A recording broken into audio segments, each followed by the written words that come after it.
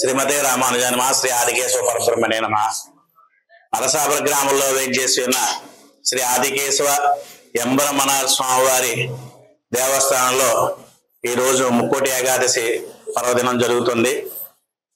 ఈరోజు ఉత్తర ద్వార దర్శనంగా ముందు రామానుజుల వారు బయటికి వేయించేసిన తర్వాత వారితో పాటు ఈ ద్వార దర్శనంలో స్వామివారిని వైకుంఠ స్వామివారిని సేవించుకోవడం చాలా విశేషమైంది.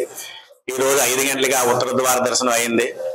దీని మెయిన్ టెంపుల్ శ్రీపెరుంబూరు, అక్కడ ఎలా జరుగుతున్నాయి సాంప్రదాయాలు ఇక్కడ ఎలా జరుగుతాయి.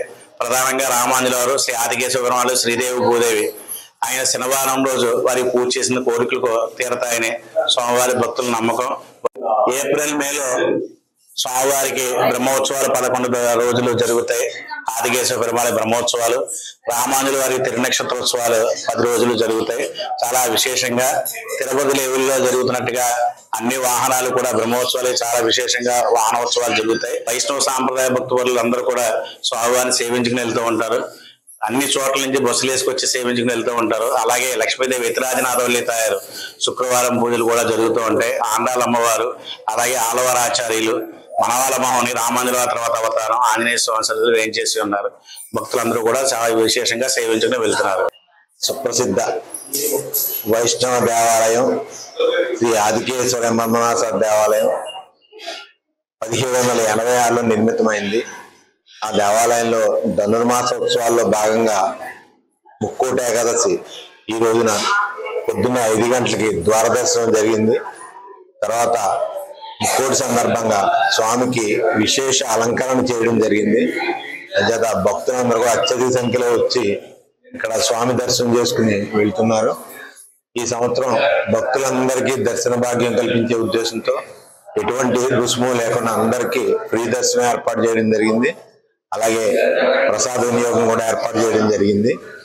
తర్వాత ఈ ధనుర్మాసోత్సవాల్లో భాగంగా 13వ తారీఖు భోగి కళ్యాణం జరుగుతుంది. అంటే గోదాదేవికి కేశవ స్వామికి వివాహం జరుగుతుంది.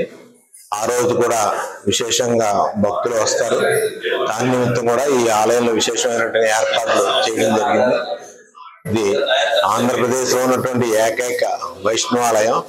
ఈ వైష్ణవాలయాన్ని కూడా సాంప్రదాయం ప్రకారం మా స్థానాచార్య కిరామి వెంకటాచార్యులు గారు, తర్వాత అర్చకులు రామ్మోహన్ ఆచార్యులు, శేషాచార్యులు, రామకృష్ణ గారు, జగన్నాథం గారు వీళ్ళందరి ఆధ్వర్యంలో చాలా వేడుకగా జరుగుతున్నాయి. వాళ్ళంతా కూడా చాలా విశేష అలంకరణ చేస్తున్నారు స్వామికి.